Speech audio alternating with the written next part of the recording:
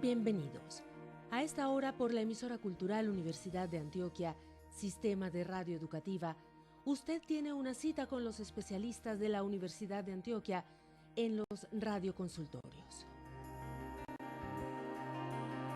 Este es un canal directo del saber universitario con usted. Sintonícenos y participe en directo con sus inquietudes.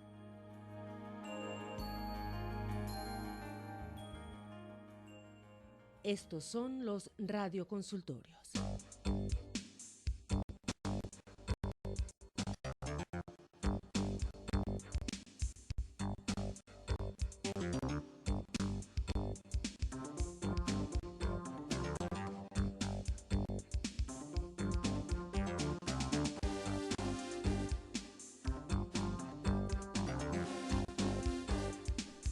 Amigos, muy buenos días. Ya estamos en esta franja de consultorios, acá en la emisora cultural de la Universidad de Antioquia y este sistema de radio educativa. Franja que ustedes escuchan de lunes a viernes de 10 a 11 de la mañana y luego de 4 a 5 de la tarde con 10 escuelas, facultades, institutos y programas especiales de la Universidad de Antioquia. La Escuela de Microbiología es protagonista hoy con la profesora María Eugenia Mejía como nuestra coordinadora académica para esta franja inicial de los jueves. Saludo cordial a todos los oyentes del departamento de Antioquia, departamentos vecinos que tienen nuestra señal y por supuesto en el mundo quienes vía internet acceden a los contenidos de la emisora cultural de la Universidad de Antioquia. John Jairo Toro Casas en la conducción sonora, mi nombre es Alexander Otálvaro Villada, estaré acompañado por un equipo bastante amplio de mujeres quienes hoy nos tendrán el tema central de este espacio de la emisora cultural. Eso será en 30 segundos, después de una pausa, cuando conozcamos el tema central de hoy, nuestras invitadas y por supuesto cuando entablemos diálogo con nuestra coordinadora. En la programación de la emisora cultural Universidad de Antioquia, variedad y contenido para escuchar y conocer. Los jueves a las 10 de la mañana, participe en directo con sus preguntas en el Radio Consultorio de Microbiología. Expertos de la Escuela de Microbiología de la Universidad de Antioquia orientan en forma clara y directa a los oyentes sobre importantes temas para su bienestar. No se pierda este programa, es los jueves a las 10 de la mañana.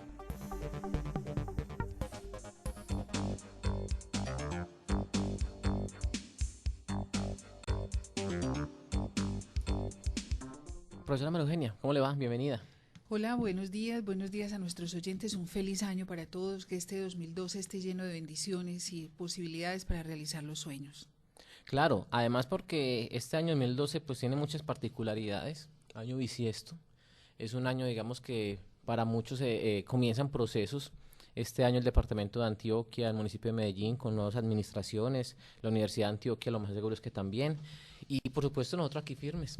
Prestos a cumplir nuestro 7º año, profesora, en este espacio. Y felices de estar aquí firmes. Por fortuna. Lo mejor es que nos han acompañado mucho nuestros oyentes y la idea es que les vamos a presentar contenidos para que continúe siendo así. Sí, y vamos a empezar con un contenido muy importante y con unas invitadas muy importantes para este programa.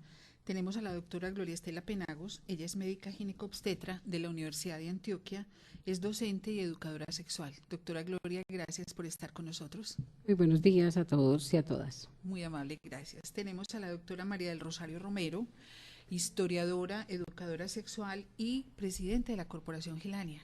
María del Rosario, bienvenida. Un saludo muy afectuoso para quienes nos están escuchando. Muchísimas gracias por estar aquí. Presentamos también a la microbióloga Catalina Marín. Ella es microbióloga que acaba de terminar un diploma en educación sexual aquí en la Corporación Gilania y nos está acompañando en el tema. Catalina, buenos días. Buenos días, muchas gracias. Bueno, y para salir pues ya como de la incógnita principal, el tema del que vamos a hablar hoy es un tema que tiene un nombre un poco sugestivo, diría yo, porque el formato que me pasaron aquí o el impreso que me acaban de enviar dice el derecho a un buen parir. Ese derecho a un buen parir implica muchas cosas, no solamente atención médica, sino también una atención humanizada. Doctora Gloria, ¿usted qué opina de este nombre? Si habláramos solamente de parir, sería como un aspecto puntual. Sí. Y realmente tendríamos que empezar por decir la maternidad es un derecho para sí o para no, ¿sí?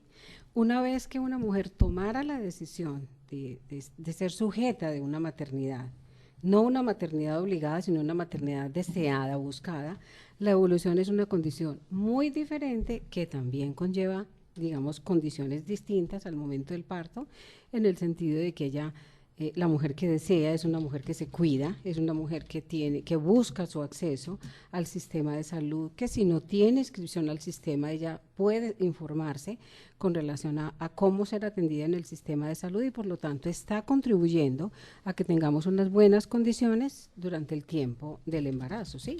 A que se disminuyan los riesgos, a que tenga una buena situación nutricional, a que sea sujeta de ser revisada desde la salud, desde sus exámenes de laboratorio, desde intervenir pues con una cantidad de cosas que se requieren para que haya una buena condición de salud física y lógicamente hablamos también de la salud mental. De la salud mental, porque estoy hablando de la mujer que está con un embarazo buscado, deseado, ¿sí? En algunos casos no tan deseado, pero aceptado, que igualmente se vuelve una partícipe activa de esa gestación.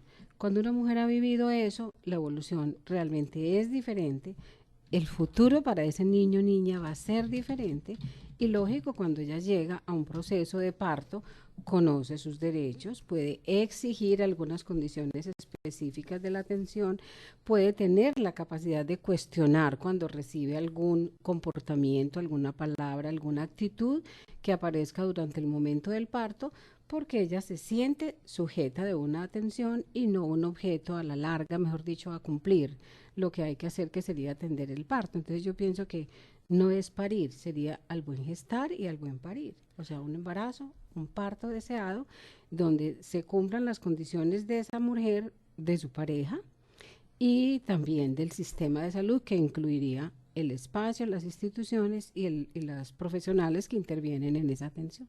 Aquí les quisiera preguntar igualmente si ponemos para nuestros oyentes este tema, es porque existe alguna problemática alrededor, una problemática que sea visible. Bueno, casi todo el sistema de salud es problemático. No sé si aquí hay que sumar un asunto adicional. Sí, un gran movimiento de mujeres en el mundo y mujeres feministas también que denuncian el patriarcado en su incidencia en todos los eventos reproductivos, están hablando de la violencia obstétrica, es decir, de la atención que no es humanizada, que no es respetuosa, que no cumple con los derechos de la mujer, tanto en el embarazo como en el parto, como luego en los 6 primeros meses de lactancia o de cuidado del bebé, y esto pues lesiona tanto los derechos de la mujer, los derechos del padre cuando el padre es responsable, porque lo alejan, lo eximen también de sus responsabilidades, no le ayudan a involucrarse en la crianza y por supuesto lesiona los derechos de la niña o el niño porque va a estar maltratado desde el mismo momento de su parto. Entonces se llama violencia obstétrica. Hay una cosa, a ver, quisiera como que nuestros oyentes empezáramos a contextualizarnos y a meternos en esa realidad y en esa cotidianidad que todas las mujeres que hemos tenido hijos hemos pasado por esa. Cuando decidimos quedar embarazadas, lo decidimos en la mayoría de los casos, no estoy hablando de todas, en la mayoría de los casos es una decisión compartida, es una decisión pensada, es una decisión tomada y casi que soñada, digamos, a través de un histórico ancestral de las mujeres. No sé en historiadoras cómo podrán decir eso, pero es como casi que algo que va, digamos, en nuestra naturaleza, entre comillas, digo yo, de algunas mujeres, el tener un hijo. Muchas mujeres sueñan con eso y piensan que su manera de realizarse es tener un hijo. De hecho, hay hasta dichos muy populares que dicen, no me falta sino sembrar el árbol, porque ya escribí el libro y ya tuve el hijo. ¿Sí? Son cosas que vienen de tradición oral y que han formado imaginarios en nuestras mujeres. Cuando una mujer decide tener el hijo, queda embarazada, empieza a vivir ese embarazo con esa ilusión, empieza a tener las cositas de su bebé, a comprar las cosas, a soñar la piecita, cómo lo voy a vestir, cómo lo voy a llamar, cómo va a ser, todas estas cosas que vivimos las mujeres. Llega el momento del parto, que es el momento esperado, pero es un momento de extrema vulnerabilidad para la mujer, porque además de que está exponiendo su vida y poniendo su vida y la de su hijo en manos de un extraño, está exponiendo toda su intimidad física en una mujer, exponiendo sus genitales, y está sometida a un gran dolor, que es el dolor del parto. Eso le genera una vulnerabilidad especial. En ese momento especial, teniendo en cuenta todo ese recorrido que acabo de hacer y todo ese contexto, ¿cómo piensan ustedes que se puede evitar que la mujer se sienta violentada por este sistema de salud que es duro, pero no creo yo que porque los integrantes del sistema les falte humanización, sino porque el sistema en sí a veces impide que el médico le dedique tiempo a su paciente? Impide, por ejemplo, que la mujer que está en un momento de dolor, que quiera tener a su esposo al lado, pues la misma estructura física del hospital a veces se lo impide. ¿Qué pasa ahí? ¿Cómo pudiéramos nosotros, por ejemplo, hablar en ese momento de violencia? Pues digamos que es una apreciación crítica, en el sentido de que unos son los ideales, los imaginarios que nosotros tenemos, los deseos, lo que la cultura nos ha ayudado como a concebir de lo que significa la maternidad, el derecho que tenemos a las buenas condiciones para todo este proceso, y otra es la disponibilidad. Digamos que no hay problemas de voluntariedad en la mayoría de los casos en el sistema para hacer la atención.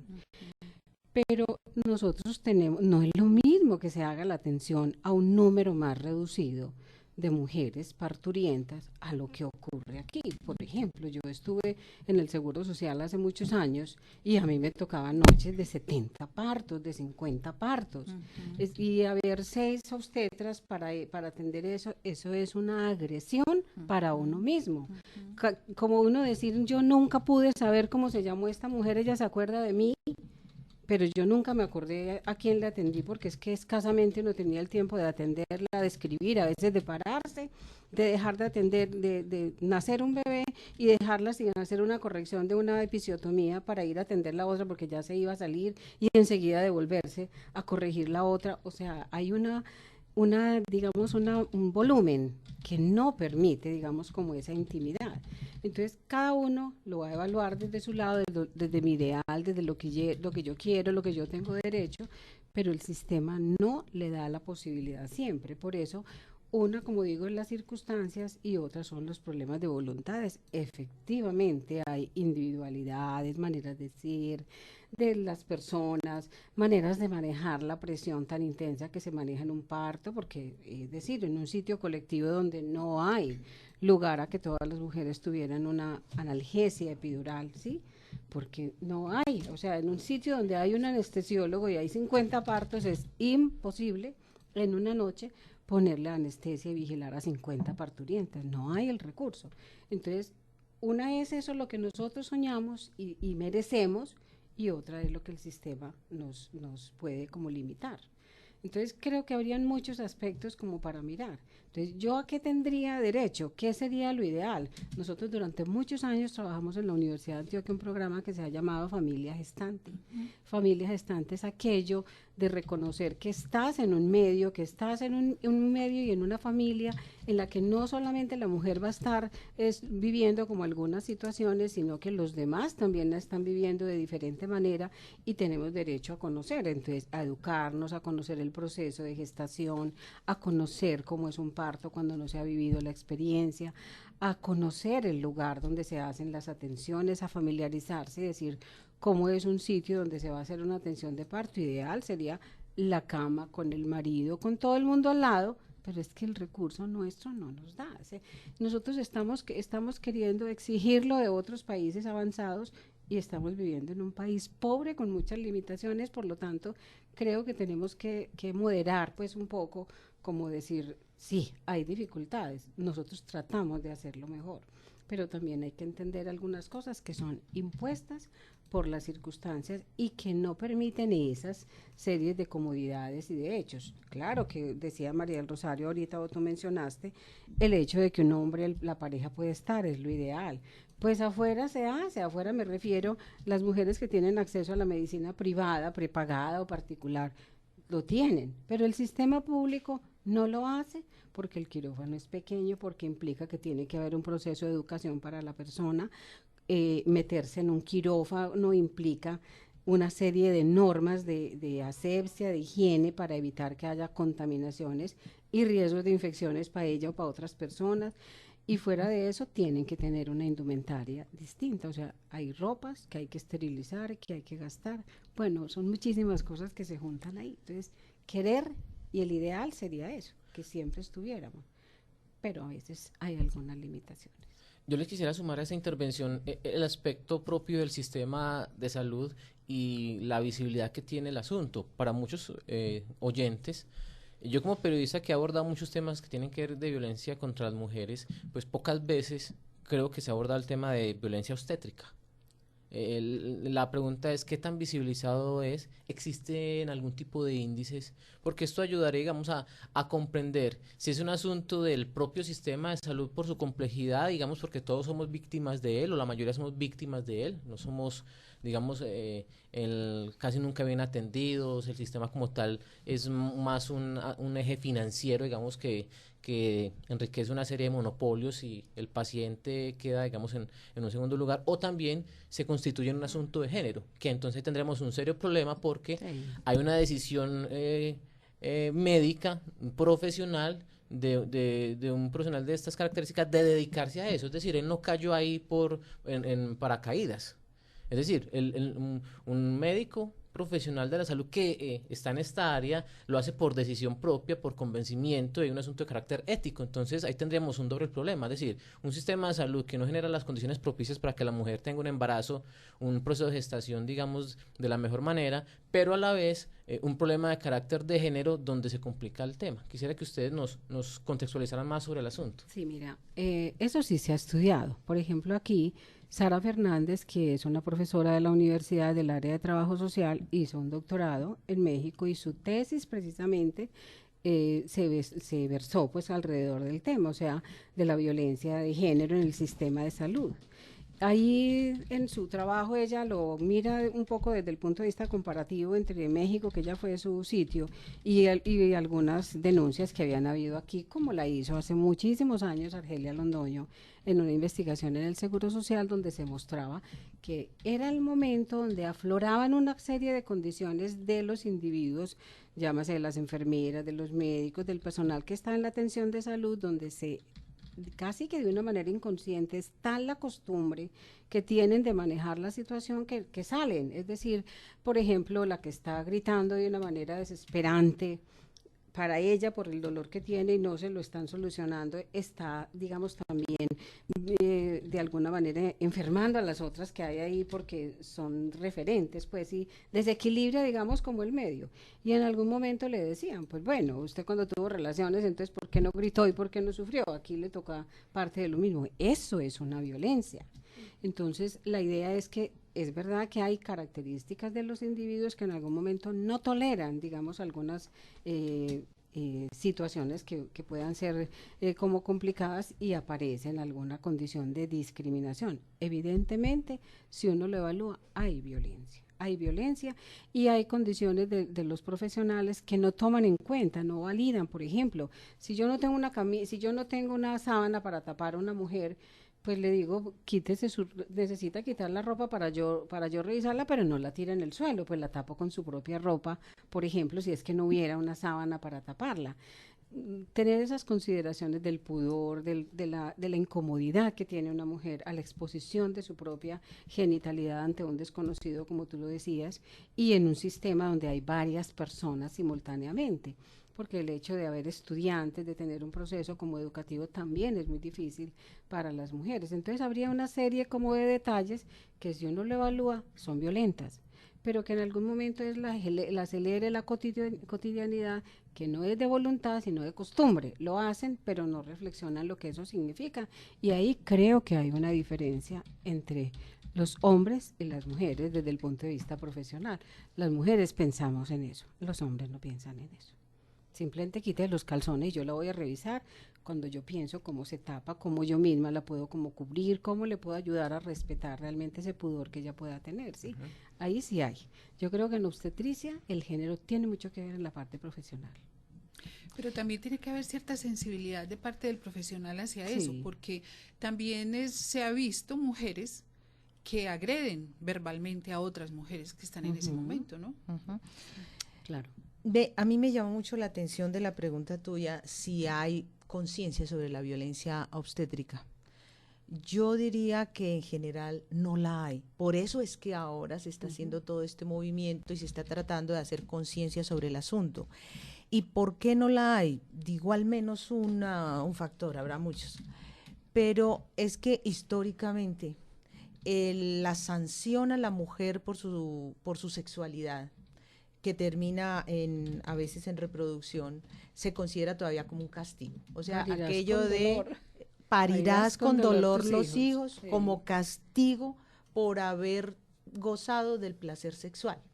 Entonces, cuando tú llegas a que se te atienda el parto, supuestamente, y te maltratan, tú consideras todo eso como normal, porque es normal al castigo que yo merezco por haber metido la pata o por haber quedado embarazada o porque ya es el segundo y me dijeron que solo uno o porque es el tercero y ya exageré. Bueno, por tantas cosas sociales, pero también ancestrales, que te caen como que el evento del parto y el dolor del parto y el maltrato en el parto, eso es un castigo. Entonces, ¿para qué me voy a quejar de eso? Por lo tanto, se requeriría mucha educación sexual de las mujeres para que no se sientan culpables y para que retomen el derecho a exigir que el parto también sea placentero, que los eventos reproductivos sean tratados también, como lo insinuó la doctora Gloria Penagos, con ternura. Es necesario recuperar la ternura en la atención del parto. La segunda cosita que me suena es aquello de que, por supuesto, sabemos que el sistema de salud está enfermo y que el sistema de salud en cuanto a la atención a las mujeres está más enfermo y que el sistema de atención en salud a las mujeres cuando son madres está también muy, pero muy enfermo. O sea, claro, habría necesidad de toda una reestructuración del sistema de salud. ¿Eso a qué nos lleva? A un reto al movimiento social de mujeres para que exijamos que ese deseo, esa ilusión que tenemos sea cumplida, porque es nuestro derecho, porque somos seres humanos. Entonces, no me parece que debamos resignarnos a esas condiciones que nos ha impuesto el sistema, y menos cuando ese sistema es discriminatorio y a las mujeres de estrato 6 para arriba de pronto que les permite el sistema privado lo tienen, y que entonces la gran mayoría de mujeres que están afiliadas al sistema público no lo tienen. Entonces esto es un reto para que seamos más conscientes, miremos la gama de violencias que no solamente son las que pensábamos, sino que mire que hay muchas más, y cómo vamos a hacer para exigir el cambio del sistema. Esto es una lucha, y yo creo que igual a la lucha de las mujeres por el voto, a la lucha de las mujeres por el estudio, a la lucha de las mujeres por la participación política plena, tantas que ni siquiera hemos logrado todas, pero esta es importante, ¿sí? Me parecería importante, María del Rosario, en ese punto que tú mencionas, como hacer el cuestionamiento desde el punto de vista del sistema como tal y de la legislación. Mira que hay una legislación en la que dice, por ejemplo, nosotros no tenemos derecho a decidir la maternidad, como en el caso de la suspensión de los embarazos, sino en 3 condiciones cuya legislación, hecha la mayoría por hombres, decidieron en qué 3 casos las mujeres pueden tomar la decisión de no continuar embarazadas, porque esa posibilidad puede estar. Pero en el resto de los otros casos que están por fuera de esas 3 autorizaciones por despenalización, las mujeres tienen que seguir obligadas embarazadas. ¿Y qué pasa? Que el sistema no le ofrece las garantías.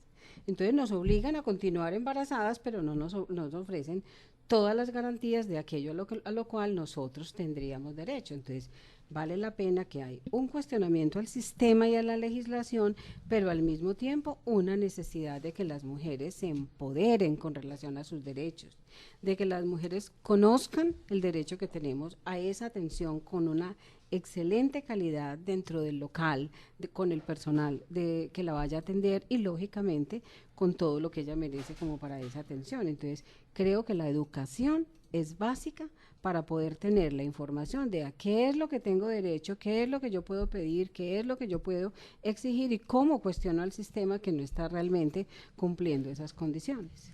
Yo tengo una pregunta de pronto un poquito dura y es, bueno, primero un comentario y es que las mujeres también pensamos, y no solamente las mujeres sino todos los seres humanos, pensamos que la atención en salud es un regalo. Es algo bueno, es un favor que nos están haciendo. Por eso muchas veces nos exige, porque no sabemos que es un derecho. Es un derecho. No lo reconocemos como derecho y por eso no lo exigimos. Muchas mujeres dicen, es que yo quedé embarazada otra vez, ese médico me va a regañar porque quedé embarazada. Me lo han dicho a mí muchas veces. Porque él me dijo, ¿usted para qué va a tener más hijos? No, yo no voy a volver donde él porque es que de pronto me regaña. La decisión de tener hijos es suya, de nadie más. Es un derecho que usted tiene a exigir y a elegir cuántos hijos va a tener y cómo los quiere tener, ¿cierto? Eso también es un derecho. Pero tengo una pregunta y es, si las condiciones fueran las ideales de las que estamos hablando, lo que soñamos, ¿será que la muerte materno-infantil disminuiría de alguna manera? Digamos que hay una prueba en Colombia, en el mundo, y una investigación muy grande que se hizo en el Reino Unido comparando lo que pasó con la mortalidad materna de mujeres que no parieron hijos, sino que tuvieron abortos. El solo hecho de poder acceder a un aborto seguro, una interrupción del embarazo en condiciones de seguridad disminuyó dramáticamente la muerte de las mujeres, porque no es solamente hablar del riesgo en el parto, ¿sí?, sino de los riesgos que implica todo el mismo proceso. Entonces, es evidente que hay una disminución, en general es más de la morbilidad. En el aborto hay disminución de morbilidad y mortalidad. En embarazo hay disminución también de la morbilidad y mortalidad, digamos, menos de las muertes, aunque nosotros hemos progresado. Perdón, doctora, cuando estamos hablando de morbilidad... Cuando estamos hablando de morbilidad son las enfermedades, los problemas, todas las complicaciones de salud que aparecen en las mujeres durante un proceso de embarazo. En este caso, pues morbilidad daría en cualquier lado, pero hablo con relación al embarazo por el hecho de estar embarazada. Claro. Por el hecho de tener enfermedades que se agravan por el proceso de la gestación, por todos los cambios que vivimos, y porque por el hecho mismo del embarazo aparecen cosas que son de riesgo. Ejemplo, la edad tiene que ver con que tengamos riesgos de tener niños con problemas de síndrome de Down, de retardos mentales, pero también las mujeres de acceder a problemas de la presión arterial, problemas de la diabetes. Por eso es tan importante el control prenatal, que tiene un plan de vigilancia, porque ya se conocen las cosas que van apareciendo en determinada época de la gestación. Entonces, estar decidida a cuidarse y tener un embarazo deseado disminuye la morbilidad, porque se cuida y le hacen adecuada y oportunamente todos sus exámenes. La mujer que no va nunca al sistema de salud puede llegar con muchas complicaciones que no dan forma de intervenir y que no se pudo evitar una mortalidad porque ya no hubo forma, pues, de hacer la prevención, ¿sí? Por eso es tan importante el proceso como el momento del parto. Hay una cosita que te quería también agregar. 219-9845, si hay un oyente acá en la ciudad de Medellín, departamento de Antioquia, que desee comunicarse con nuestras invitadas, 219-9845, para que puedan participar. Ahora sí, doctora María del Rosario. Es que tú lanzabas la pregunta sobre el ideal, ¿cierto? Y realmente tendríamos que empezar a hacer pilotajes para ver cómo es eso y hacer un aprendizaje conjunto, tanto el personal médico como la ciudadanía, para ver cómo es eso. En ese sentido, me parece muy importante la solicitud de las mujeres en su agenda pública sobre la clínica de las mujeres, porque allí se podría hacer realmente un pilotaje de investigación, educación y mirar cómo es una atención verdaderamente respetable para todos, digna, que se pudiera luego trasladar como ejemplo para todas las demás entidades de atención a las mujeres en todo el país. Pero es necesaria una aclaración, María del Rosario. La Sí. propuesta de la clínica de las mujeres no era atender obstetricia. Razón: Medellín y el país tiene cubierta la atención obstétrica en la mayoría de los casos. 95% de los partos de Colombia son atendidos en el sistema de salud de los partos. Por eso es que hay que hablar de la responsabilidad del sistema, pero también la de las personas. Hay que ir al sistema, hay que buscarlo, porque el sistema no adivina quién está embarazada. La que se embaraza tiene que ir a buscar ese recurso para que le ofrezcan todo a lo cual tiene derecho. Lo que en la parte de la clínica de las mujeres se pretende en el campo de la obstetricia, que no iba a ser el campo central, es poder a contribuir en ese proceso educativo, Claro, de formación de profesionales de la salud, en el proceso de educación a las mujeres, de ese empoderamiento a las mujeres, de enseñarles cuáles son sus derechos y de ayudarle a resolver cuando tiene dificultad cómo acceder al sistema, del abogado o la abogada que le va como ayudar, usted tiene derecho a esto, vamos a hacerlo de esta manera como para acceder. sí, yo estaba pensando especialmente en la educación sexual, que Sí. esa educación sexual no se está dando finalmente en ninguna parte Sí. al derecho. Ahí quería yo, y perdóname que te acabe de interrumpir, quería yo entrar porque ¿dónde, ahora que ustedes estaban hablando, hay que educar a las mujeres, hay que decirle a las Y a mujeres? los profesionales. ¿Dónde? y los profesionales. ¿Cómo? ¿Quién? ¿A quién le corresponde eso? O sea, eso tiene que tener un doliente, porque Llámase en el promoción momento... y prevención de las CPS. Es que nosotros desconocemos la ley y lógicamente la ley, el sistema se hace loco entre comillas. ¿Por qué se llama? Es inducir una demanda. Si a la EPS recibe un dinero por cada persona que tiene como afiliada o beneficiaria. Si recibe un dinero, pero esas personas nunca van, le quedó toda la platica. Le quedó la platica. Si no llaman a esas personas a que vengan a ser objetos de atención, no van a gastar tiempo y dinero y profesionales en eso, entonces se quedan quietas. Entonces eso lo tenemos que aprender. Todos los programas de promoción y prevención, ahí está incluido la parte de educación para la maternidad, de educación para el parto, de educación sexual, de información realmente en el área de salud, es obligación de la CPS. Pero les hace falta lo que decía el compañero, lo de la perspectiva de género está perdida. Entonces sí tiene que haber algún compromiso o de las universidades o de instituciones que formen a esas personas que atienden desde las EPS en esa misma atención, en esos Sí. cursos, en esa educación, pero atravesado por la perspectiva de género, porque es que está ausente y eso causa violencia. Y yo pienso que tiene que haber una reglamentación o una regulación de esos dineros que son dados a la CPS y que no son gastados, digamos así, en atención.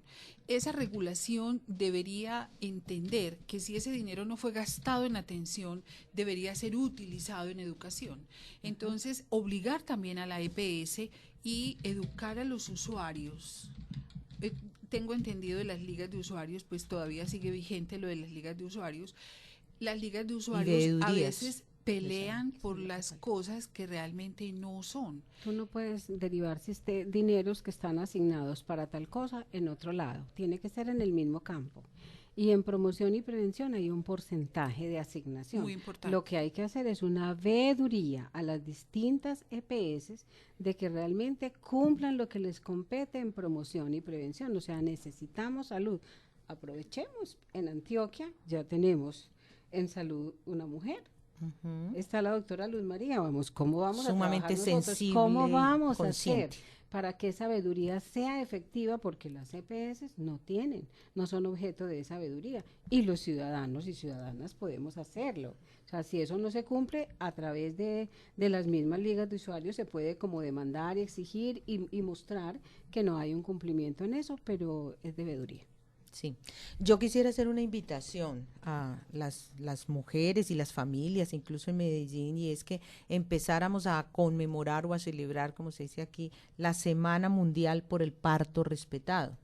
Eso ayuda a la conciencia ciudadana. Se puede elegir una semana cualquiera al año y empezar a hacerlo como lo hicieron desde el 2004 en Francia. Yo les cuento, o como dato histórico, cuáles son los temas que ha asumido esa Semana Mundial del Parto Respetado desde el 2004. Por ejemplo, el no a la episiotomía cuando no es necesaria. O sea, no tomarla como deporte, hacer episiotomías porque no sea económicamente, tal vez lo mismo con las cesáreas, podría tener ahí alguna razón de que se hagan sin necesidad. Insisto en los términos, no, porque sabemos que nos escuchan personas que muchas veces no saben qué es una episiotomía. Pudiéramos de doctora. pronto darle una explicación un poquito más. Económicamente no es María del Rosario porque cuesta más hacerla que no hacerla. Ujú. Pero una episiotomía es el corte que se hace en la zona del periné de las mujeres, que es el espaciecito que hay entre la entrada de la vagina y llegar al orificio del ano por donde damos del cuerpo. Ese espacio está lleno de unos músculos que lo que hace ese corte que se practica en el momento de un parto, cuando un bebé es muy grande, cuando tiene una cabeza muy grande o una cabecita que está mal acomodadita y necesita espacio para poder salir, entonces se hace un cortecito en toda la mitad. Eso ya cambió, ahorita solo se hace en toda la mitad para poder detectar bien los músculos que se cortaron y luego volverlos a reparar. Pero es una apertura del espacio para que sea menos traumático el parto para ese bebé. Y en el caso de las cesáreas, que hay esas denuncias de cesáreas que no fueron necesarias, ¿tú crees que...? Sí, ahí hay muchas. Realmente nosotros estamos casi en la mitad de la atención de los partos entre cesáreas y partos. Ahí hay muchos elementos que intervienen, pero también hay que reconocer que hay una gran demanda de las mujeres, que por intolerancia, porque les duele mucho, no le duele y no a cada uno, y no a todas las mujeres les duele, por eso hablamos del dolor con una manera muy relativa de decir, bueno, lo que te genera el trabajo de parto, porque hay mujeres que dicen que no es doloroso realmente para ellas, para aquellas que es doloroso y a veces hay intolerancia, digamos, el factor de ansiedad en algún momento bloquea la misma evolución y si no se accede a una anestesia, una analgesia epidural, a veces se llega a tener que hacer una cesárea que no se requiere, porque ahí no habría problemas de espacio, no estamos hablando de problemas de los bebés, sino de problemas como de las circunstancias, es válido. Y una cesárea no es una cirugía, y en la cirugía hay que asumir riesgos. Sí, hay algo porque inclusive esta bandera de lucha del 2004 fue mundial. Ni siquiera aquí pues que por nuestro sistema que esté fallando, sino una cosa mundial que se pregunta sobre las episiotomías y sobre las cesáreas que cuando no son necesarias. Y ahora las mujeres que quieren conservar sus genitales para que no se les envejezcan y no tengan que hacerles el dichoso rejuvenecimiento vaginal, no quieren tener partos vaginales que porque quedan muy anchas, quedan muy amplias. Los hombres demandan que una mujer que ha tenido 2 o 3 partos tenga una vagina tan estrecha como cuando no había tenido hijos, y eso hace que pidan una cesárea para que no tengan esa relajación que se produce en esa zona perineal por un parto vaginal. El patriarcado que nos invade Sí. desde muy adentro, sí. Hay otra bandera de lucha que es el de la libertad de las posiciones para parir. Que no siempre sea pues la acostumbrada, no sé cómo la llaman, Camilla. en camilla, sino que si hay otras posiciones que incluso en el ambiente social de las mujeres tradicionalmente se han acostumbrado, como sentada, como en el agua, como de otras formas, como de pie, qué sé yo, las pudieran hacer y el sistema apoyara esas otras maneras. En Medellín existía, la verdad que no sé si ya existe. La única silla de parto de la ciudad existía en la unidad intermedia de Manrique. Sí. Yo no sé si ya existe, porque a mí me tocó de estudiante, no sé realmente. Tenía un poquito de problemas de diseño, entonces no era como tan práctica, y hay 2 elementos: la mujer para el momento del parto y el acceso que se tiene que tener como para ayudarle a que haga ese nacimiento sin que se produzca trauma, ¿sí? Entonces no siempre lo facilitaba, pero miren que las indígenas se atienden, ellas, abrazándose a un árbol, tomando una posición en cuclillas, que sería la ideal. Amplía la zona del espacio de la pelvis y digamos fisiológicamente sale como más fácil el bebé, pero no tenemos nosotros ese recurso, ni tenemos las 2 que van a sostenerla a cada lado, 2 enfermeras, una agarrándose a cada lado, sosteniendo a esa mujer para parir en esa posición. Porque además se ha medicalizado totalmente el evento del parto. En que es otro México tema. hay un trabajo muy bonito con las parteras, ¿usted lo conoce? Es una cosa bellísima. Las involucraron, las metieron en el sistema de salud. Aquí dice, Eso es una aquí cosa bellísima. desconoció realmente el valor de las parteras. El objetivo no era desconocerlas, era capacitarlas, porque ellas son unas ayudantes muy grandes del sistema de salud, sobre todo en áreas donde no hay recursos. Y sobre todo que son de toda la confianza de las mujeres de la zona, que me parece que es muy importante también, ¿no? Y entre paréntesis hay historias muy lindas de parteros. Sí. Las conozco en otros departamentos, sí. incluso posiblemente no se haya estudiado mucho acerca de estas otras formas o esto otro porque no se ha visto de pronto la necesidad o no se ha hablado mucho sobre esto de la humanización del parto o de la maternidad. Entonces de pronto por eso de ese tema casi no se ha hablado y no se han buscado como otras formas. Sería muy bueno entonces aquí la participación de todas las mujeres que de pronto hayan estado en todos estos casos, que también estudien la forma de que se puedan de pronto mirar otras formas del parto, o cómo les gustaría, o quejarse sobre sobre cosas que les hayan pasado, que hayan sido malas. Eso de pronto ayudaría a buscar soluciones y a humanizar más ese momento del parto. Es clave, es la humanización del momento del parto, es verdad. Mira que otra demanda, otra bandera fue la de respetar los tiempos del nacimiento, o sea, no acelerarlo por unas razones de que el médico está afanado o porque es que ya vamos a cerrar o porque me voy de viaje, entonces aceleremos esta señora que me voy de vacaciones, cualquier cosa. O hay personas que les gusta alguna fecha en especial.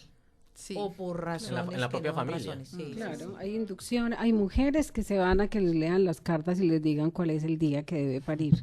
Y como tal se van a exigirle al médico que le haga una inducción para ese día, porque su cálculo es que sea a tal día y a tal hora. Todo eso ocurre. Eso no se da en el sistema público porque no hay forma. O sea, una inducción en el sistema público es porque tocó, porque esa mujer tiene una indicación para suspender ese embarazo o está en la parte de lo que se llama un embarazo prolongado, que hay que hacer una inducción vigilada para que ese bebé no tenga realmente problemas porque está pasada de tiempo. Pero estas otras no se dan en el sistema público sino en el privado. Pero es el mismo profesional, o sea, el mismo profesional que trabaja en ambos sistemas tiene dos comportamientos diferentes, eso es preocupante. Mucho.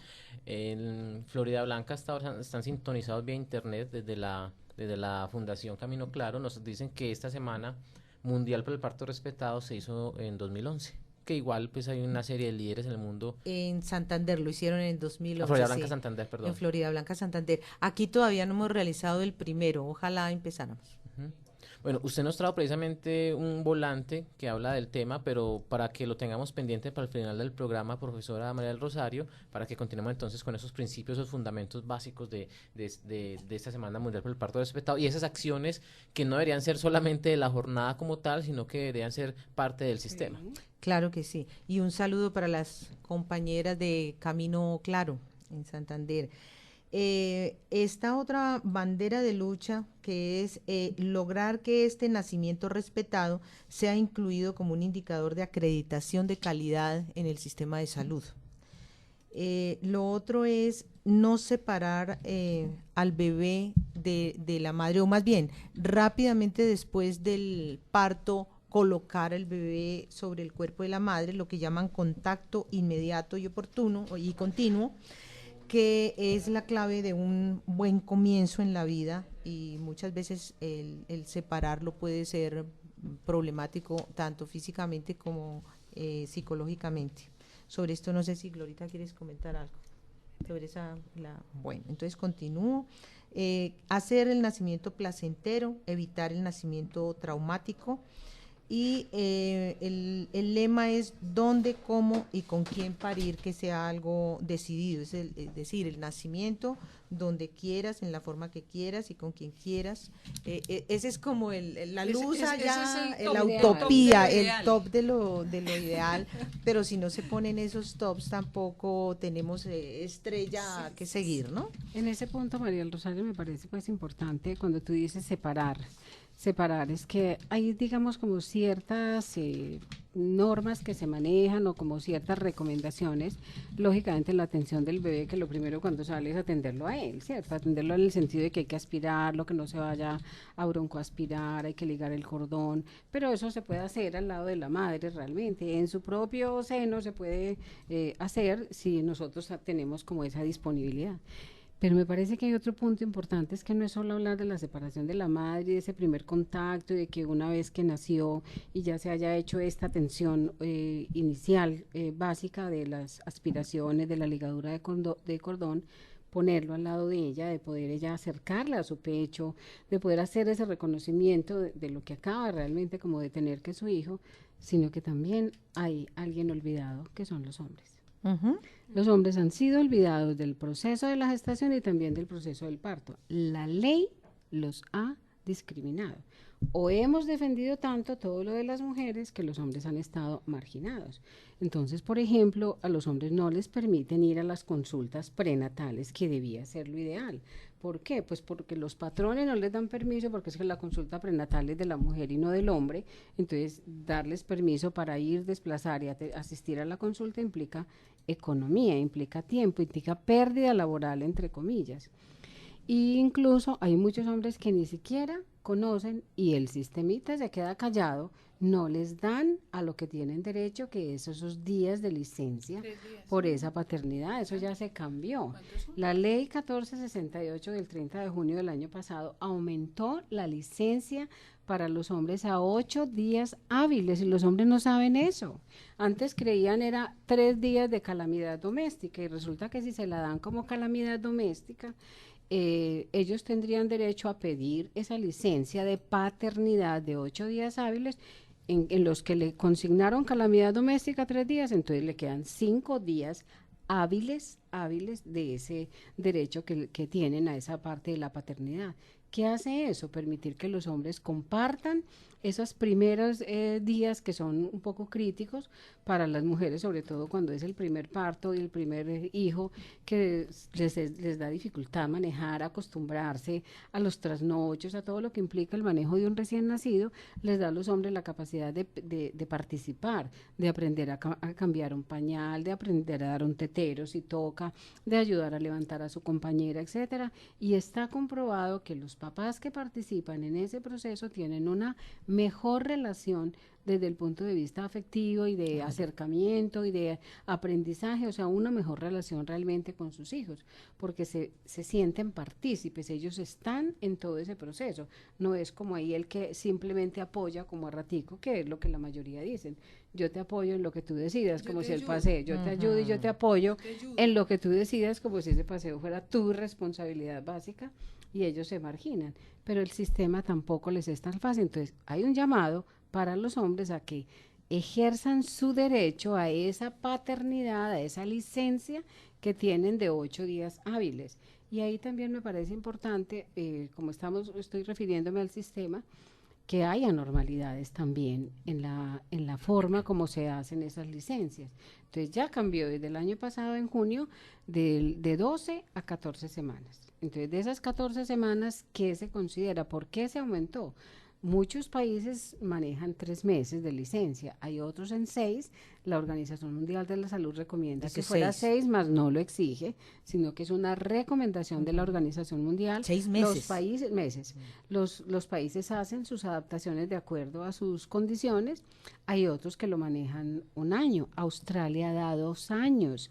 Incluso les da todo el recurso para el manejo de los niños, les da las leches, todo lo nutricional, todo durante 2 años, pues porque tienen un país tan poco poblado que necesitan cuidar muy bien esos niños e incentivan la maternidad, como lo está haciendo en este momento también Chile Canadá, también ha avanzado. Canadá en ese sentido. Venezuela y México. Aquí y se Argentina subió, lo aquí se está subió, es un luchando. avance realmente a las 14 semanas, pero esas 2 semanas tienen una característica especial, o sea, lo ideal es que sea 1 semana antes y tener esas 15 semanitas después, 13 semanas después para las 14 en total.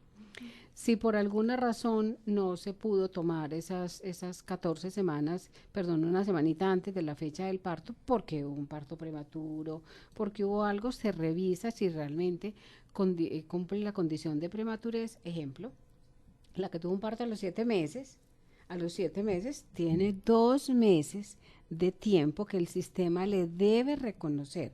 O sea, la diferencia entre el tiempo de haber nacido y el tiempo que se esperaba el parto, más sus 14 semanas como tal, y eso no lo saben las mujeres. O sea, hay que mirar mucho la legislación, porque eso que hace un niño prematuro es un niño con una demanda diferente, adicional, que requiere un tiempo mayor de cuidados, y por eso se está haciendo ese reconocimiento.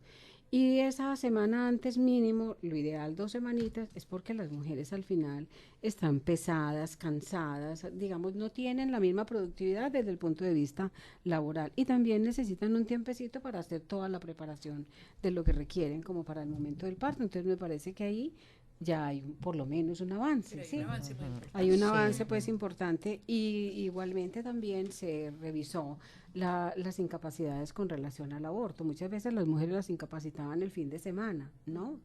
La licencia después de un aborto es mínima de 2 semanas, pero se puede extender hasta 4 semanas y esas 4 semanas, digamos, sí hubo como una cierta laxitud de decir a quién se le dan 4 semanas y a quién se le dan 2 semanas, depende de las condiciones mentales, de las razones por las cuales se presenta un aborto, o sea, hay otras cosas que dirían que ya es sujeto de que le den 2 semanitas adicionales, pero el mínimo son 2 semanas. Nos quedan 2, 3 minuticos, nos vamos a tomar de resumen para que contextualicemos, digamos, a los oyentes que llegaron tarde a la sintonía, a quienes, digamos, los resúmenes hacen parte, digamos, esencial de este tipo de programas porque son muy enriquecedores para que hablemos de los ejes principales, de las conclusiones acerca de este tema que abordamos hoy aquí en la emisora cultural de la Universidad de Antioquia y este sistema de radio educativa, el derecho a un buen parir y por supuesto el abordaje de violencia obstétrica y también lo que es la buena y la mala atención en la gestación. Comienza usted, profesora María del Rosario, y luego con la doctora Gloria para concluir. Bueno, diríamos que existe el derecho de niños y niñas a tener una bienvenida cálida a esta vida, cerca del regazo materno, cerca de un padre responsable, y que esta buena atención favorece vínculos afectivos desde el primer momento que repercutirán muy bien en la vida de este niño y esta niña, pero también las madres tienen derecho a esa atención muy buena en el parto, agrego que no solamente muy buena científicamente, sino también con ternura, con respeto, que es la atención humanizada de ese parto, y los padres también tienen derecho a ser educados para poder participar en estos eventos y no aislarse de ellos.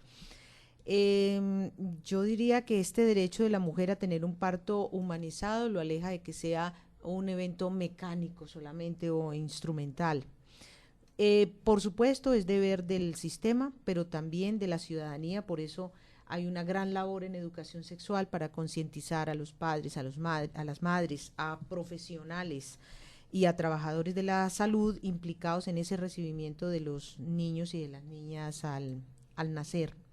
Hay que mirar también la crianza como un factor de resiliencia, de fortalecimiento de las personas. Si hay una buena crianza, tendremos personas mucho más sanas, por eso hay que dedicar esfuerzos a esta época. Y ese dar a luz es un evento muy importante socialmente, personal y socialmente. Es un evento que debiera fortalecer a las familias y no ser ya más un momento de vulnerabilidad. Si se desea leer documentación y normatividad sobre este tema, exploren en caminoclaro.blogspot.com, caminoclaro.blogspot.com, o se reciben también sus preguntas o sus respuestas a unas preguntas que hace Camino Claro en un email que es fundcaminoclaro, porque es Fundación Camino Claro, fundcaminoclaro@yahoo.com. Por ejemplo, ellas están queriendo que se participe con las respuestas a las siguientes preguntas. El personal de salud, cuando usted tuvo el evento del parto, hacía comentarios irónicos, descalificadores o en tono de chiste acerca de tu comportamiento. ¿Fuiste criticada por llorar o gritar de dolor, emoción, alegría durante el trabajo de parto y o el parto? ¿Te fue difícil o imposible preguntar o manifestar tus miedos o inquietudes porque no te respondían o lo hacían de mala manera? ¿Se realizaron alguno o varios procedimientos médicos sin pedirte consentimiento o explicarte por qué eran necesarios? ¿Se te impidió estar acompañada por alguien de tu confianza? ¿Se te impidió el contacto inmediato con tu recién nacido antes de que se lo llevara el neonatólogo para control? ¿Lo pudiste acariciar, tenerlo en los brazos, verle el sexo, hablarle, darle el pecho, etcétera? ¿Podrías decir que la experiencia en la atención en el parto te hizo sentir vulnerable, culpable o insegura? Si has contestado sí a alguna de estas preguntas, fuiste víctima de la violencia obstétrica. Entonces, unámonos todas las mujeres para lograr que ya no sea nuestro parto un evento triste y doloroso, sino glorioso y sobre todo decidido, conscientemente decidido. Yo concluiría diciendo, pues, llamando como algunos puntos. Primero, la salud es un derecho. Entonces, la salud es un derecho y un embarazo y un parto no solamente son una acción de salud, sino que deben ser saludables. Y saludables desde el punto de vista físico, desde el punto de vista mental, personal y familiar. Entonces, creo que es necesario llamar la atención a eso, a responsabilizarse, a buscar el sistema como el derecho a la salud y no como el favorcito que me van a hacer, sino como a lo que yo tengo derecho, y ahí implican unas acciones para tener esa condición saludable, y entre ellas lo ideal sería arrancar por lo que se llama una consulta preconcepcional. Eso implica que los embarazos idealmente deben ser deseados, buscados, planeados, oportunos, para que se den como todas las condiciones. La consulta preconcepcional, que no está, digamos, como organizada como tal, es una consulta que se hace desde el punto de vista médico, que permite que esa mujer sea objeto de hacer exámenes de laboratorio para hacer intervenciones antes de, por ejemplo, corregir una anemia antes de que ella ya empiece una gestación, empezar a tomar ácido fólico antes del embarazo. De 1 a 2 meses antes se sabe que evita hasta el 72% de las malformaciones, de cierre de la columna vertebral y algunos cambios desde el punto de vista mental. Es un beneficio mundial que se está insistiendo. Todas las mujeres debieran estar tomando ácido fólico antes de embarazarse. Si por alguna razón no lo hicieron, inmediatamente sepa que o sospeche que hay un embarazo, lo debe confirmar e iniciar el ácido fólico para beneficiarse en algo. Ya no es lo mismo, pero para beneficiarse en algo, y fuera de eso acceder a una consulta muy temprana, ideal preconcepcional, o una consulta muy temprana para poder, digamos, corregir lo que haya necesidad de corregir, la vigilancia, el plan de vigilancia que se requiere durante la gestación, y con base a que ese concepto de salud es un derecho, también involucrar a la familia, porque los hijos también sufren cambios, viven muchos cambios durante el proceso de la gestación, del parto y del posparto. Entonces, los hijos y la pareja debieran estar en ese proceso de cuidado durante el tiempo de la gestación, y mirar cómo se hace esa parte educativa a través de los programas de promoción y prevención que tienen que tener todas las entidades. Todas las entidades lo tienen que tener, exigir dónde están los programas de la parte prenatal y de la educación que hacen en esos programas prenatales, dónde estaría la participación posible de ella, de su pareja y de su familia. Y si tiene transversalizado en esa educación la perspectiva de género. Ajá. Yo insisto en eso porque está muy ausente, y quiero regalarles una rosa simbólica, no las traje, se las quedo viendo, pero es una rosa simbólica a cada uno, porque ese es el símbolo que se utiliza en el mundo para decir no a la violencia ginecológica y obstétrica. Entonces, reciban esa rosa. Creo que no es solo un deber del personal de salud, sino que los comunicadores, las comunicadoras tienen un papel importantísimo. Claro que sí. Ustedes, muchas gracias, doctora María del Rosario, doctora Gloria, a Catarina y por supuesto a la profesora María Eugenia, también de las integrantes de la Fundación Camino Claro, que han enviado un saludo especial para ustedes dos por visibilizar este tema a través de la emisora cultural de la Universidad de Antioquia. Y ustedes, amigos oyentes en el resto del departamento de Antioquia, departamentos vecinos que tienen nuestra señal, gracias por sintonizarnos a través de este sistema, también vía internet, y nosotros vamos a continuar con la franja de consultorios de 10 a 11 de la mañana, para el caso de los viernes, mañana será el Día de Salud Pública, y para el caso de microbiología estaremos el próximo jueves, profesora María Eugenia. Si Dios quiere, aquí estaremos. En instantes continúa nuestra programación en la emisora cultural de la Universidad de Antioquia, sistema de radio educativa, y tendremos algo de música, y a las 12 escucharán ustedes nuestra franja de mesa regional, a las 2 color local en cada región del departamento de Antioquia, a las 3 Conexión Antioquia, a las 4 consultorio y a las 5 Red 57, en la cual esperamos tener de nuevo a estas dos invitadas para abordar otro de los temas centrales de la semana en el país, pero bueno, eso los vamos a encontrar a medida que avancemos en nuestra programación. 11 de la mañana, 7 minutos, muchas gracias. El tema ameritaba que nos extendiéramos un poco, así lo hemos hecho, y por supuesto ustedes, amigos oyentes, les deseamos que tengan un feliz día.